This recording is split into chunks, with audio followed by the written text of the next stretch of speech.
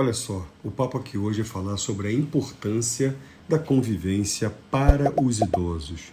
Não é da convivência com os idosos, mas como os idosos percebem e sentem a importância da convivência na visão deles. Isso é muito, muito importante. Há uma tendência muito forte de isolamento por conta de diferenças de idade, diferenças de conhecimento. Então há uma tendência muito forte do nosso pai, do nosso avô, da nossa mãe, da nossa avó, de tenderem a se isolar por diversas razões, não quererem mais participar dos eventos, não quererem mais sair de casa, se acomodarem. Então essa convivência, ela se faz muito, muito importante para a saúde física e mental dos idosos. A minha intenção é cobrir alguns aspectos. Certamente, alguns outros ficarão de fora, mas você vai ter uma ideia muito próxima da realidade dos idosos. E para fazer esse vídeo, eu conversei com algumas pessoas. Então, eu fiz uma espécie de teste para poder entender como é que a situação se apresenta do lado dela. Apoio social. É importante que o idoso tenha uma rede de amigos. Manter o convívio com as pessoas da mesma idade é muito saudável. Então, ter uma rede social fora da família e também dentro da família é muito importante, porque previne solidão, previne isolamento, não deixa que a pessoa entre num pensamento negativo de que ela não é mais parte da sociedade. Um outro aspecto também muito importante é a saúde física, ou seja, colocar o idoso para caminhar, para poder fazer algumas atividades, por mais que sejam atividades menores, mas elas são muito importantes para que ele se sinta parte da família, do contexto, que ele consiga se sentir uma pessoa ainda produtiva. É importante também manter os exames de saúde em dia.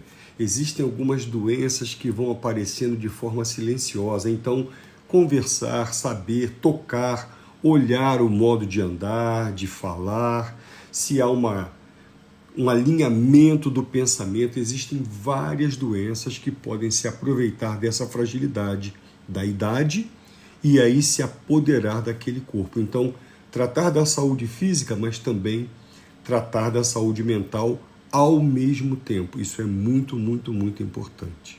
Manter um ambiente seguro. Olha, isso aí é muito, muito importante. Armários muito altos. Então, se a pessoa tem ali uma certa atividade ainda, se mantém sempre ativa, fazendo um bolo ou subindo numa escada para consertar alguma coisa, tenha em mente que você deve estar por perto, você deve orientar, você deve servir de apoio.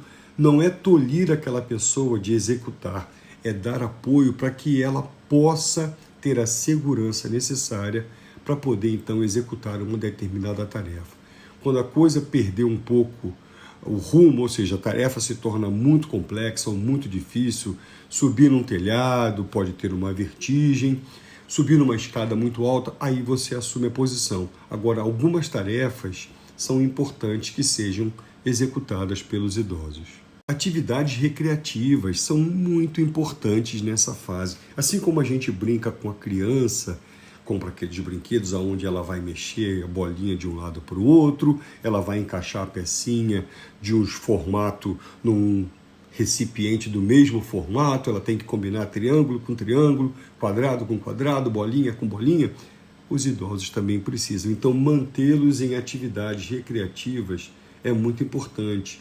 E estimular a leitura. Leia uma página por dia, 2 páginas por dia, dá um livro de caça-palavras, faz alguma coisa que desperte no idoso o interesse e ele se sinta abraçado, ele se sinta participativo. Isso é muito importante. Outro fator interessante é a independência. Eu já falei um pouquinho aqui quando falei de um ambiente seguro, mas olha só, ele deve ter independência para algumas tomadas de decisões. Não todas, é claro, mas porque precisa de apoio, mas é importante que eles tenham autonomia e independência para poder se sentir cada vez mais integrado. Então, com limites, mas dentro de um ambiente controlado, dê sim. Então, eu quero ir até a pracinha ali e tal. Vai, a pessoa não se tornou inválida, ela somente é uma pessoa idosa. Então, o excesso de proteção, o excesso de zelo, tira essa independência. Temos que equilibrar muito essa situação para que ele não se sinta tolhido. Então, dê ao idoso autonomia e independência para tomar suas atitudes. Ninguém gosta de ficar de fora das fofocas e dos bate-papos. Então, é importante estabelecer uma comunicação clara. Não pense que o idoso é um verdadeiro idiota. Não é. Ele já foi igual você, uma pessoa ativa e produtiva, ele só tem agora mais idade, o corpo mais cansado, a mente um pouco mais lenta, talvez, mas ele continua sendo uma pessoa que deve participar e deve se sentir parte dessa convivência. A comunicação, é claro, você vai usar palavras que sejam dentro de um contexto que ele entenda, não vai buscar uma gíria ou alguma coisa muito moderna, porque certamente ele não vai entender, mas deve estabelecer uma comunicação aberta e honesta, de uma forma muito transparente. Então, trazê-lo para as conversas é absolutamente necessário. E as finanças, deixe que o idoso participe das decisões financeiras da casa. Afinal de contas, se você mora com o papai e com a mamãe, ou com o vovô e com a vovó, existe uma possibilidade muito grande dele ter sido ou dela ter sido a pessoa que adquiriu aquele imóvel.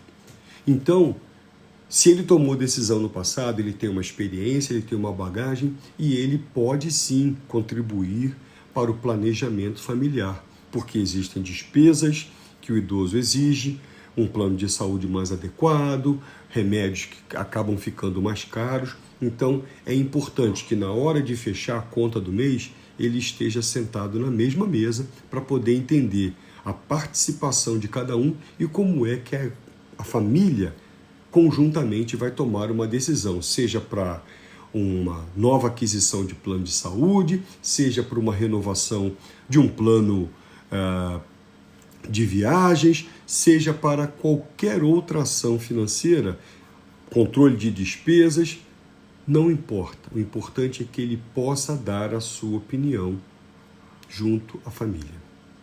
Quem não gosta de ser respeitado, quem não gosta de ser tratado com dignidade?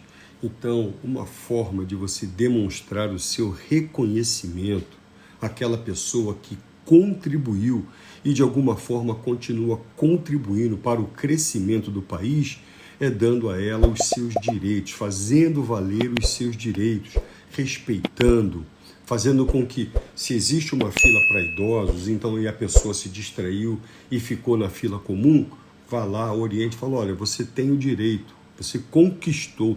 Essa palavra tem uma força muito grande.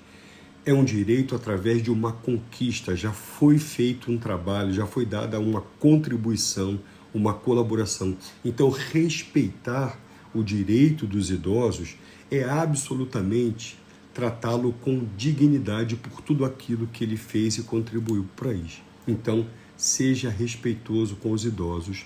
Agora pega esse vídeo e manda para os amigos. É importante a gente trazer esse assunto como um papo de cafezinho.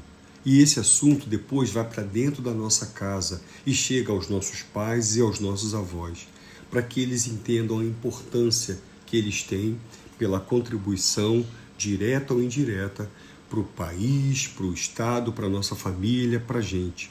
É muito importante fazer isso, dar valor a essas pessoas. E no dia a dia, com a correria do dia a dia, a gente acaba muitas vezes esquecendo de falar: pai, mãe, vovó, obrigado, vocês são fera, vocês são massa. Se hoje a gente está vivendo dessa forma aqui, é graças a vocês. Vocês contribuíram para a nossa família. Eu entrevistei aqui a dona Bita.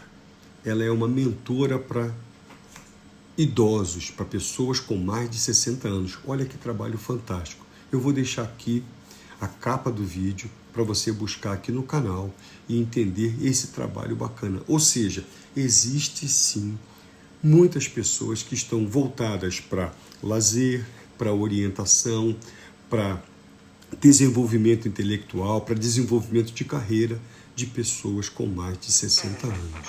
Então, tá aí o momento de você pegar e também ajudar distribuindo esse vídeo para que ele chegue a mais pessoas. Valeu? Até a próxima!